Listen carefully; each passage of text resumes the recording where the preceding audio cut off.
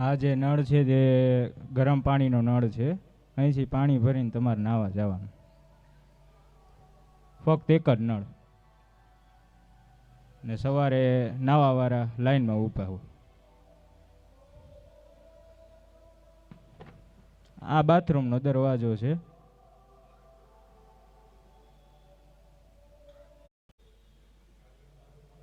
Total 3 bathroom છે.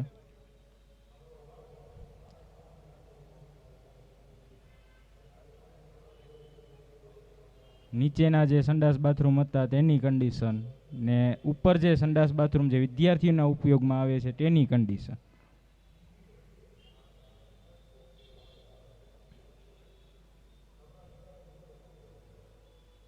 આ મારું જે પેલું બાથરૂમ છે તે એમાં દરવાજો સાવ નીકળી ગયેલ છે. જો અંદર કોઈ ગયું હોય તો ગીત ગાઈને જવું પડે, એટલે બહારવાળાને ખબર પડે કે અંદર કોઈ છે.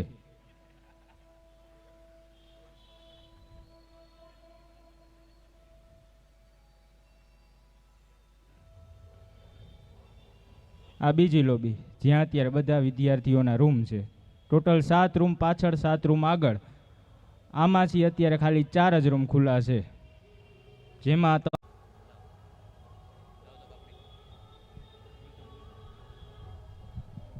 હવે તમે આ જોવો છો કેવી રીતે બધા કપડાને પડ્યા છે.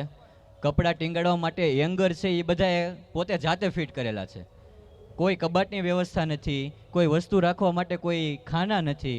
માળિયા ઉપર જેટલું હમાય એટલું માળિયા ઉપર, અને બેડ નીચે હમાય એટલું બેડ નીચે. આ વ્યવસ્થા રૂમની જોઈ લો તમે એકવાર.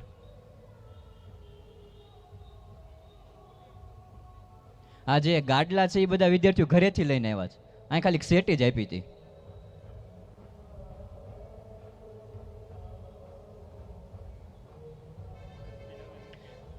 આ બધા વિદ્યાર્થીઓ લઈને મૂકેલી ડસ્ટબિન છે કે જે બધા વિદ્યાર્થી રહે છે એને લીધી હતી.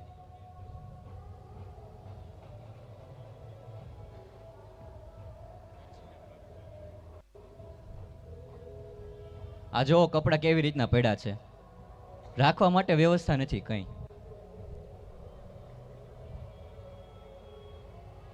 હવે આ બોર્ડ તમે ત્યાં હશે જોજો. બોર્ડમાં માત્ર 2 સ્વિચ છે, એક ટ્યુબલાઇટ માટે અને એક પંખા માટે. ચાર્જિંગ માટે કોઈ પણ પ્રકારની વ્યવસ્થા નથી ત્યાં.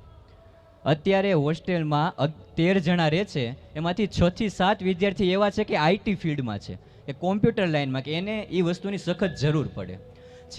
કેટલાક વર્ષોથી હોસ્ટેલમાં એવો નિયમ છે કે લેપટોપ રાખવા દેવામાં આવતા નથી. જો લેપટોપ કોઈ પાસેથી ઝડપાય તો એની પાસેથી દંડ વસૂલવામાં આવે છે. હવે આઈટી ફિલ્ડના વિદ્યાર્થીઓને લેપટોપ વગર કઈ ભાઈ વસ્તુ બને, કાંઈ કામ હાલે લેપટોપ વગર? તેમ છતાં લેપટોપની મનાઈ છે. અને કોઈ પણ રૂમની અંદર પ્લગ નથી. ચાર્જિંગ કરવા માટે નીચે હોલ જે હતો એના પ્લગમાં ચાર્જિંગમાં મૂકી આવવાનો, જેમાં 6 થી 7 પ્લગ છે અને ટોટલ 13 વિદ્યાર્થી છે.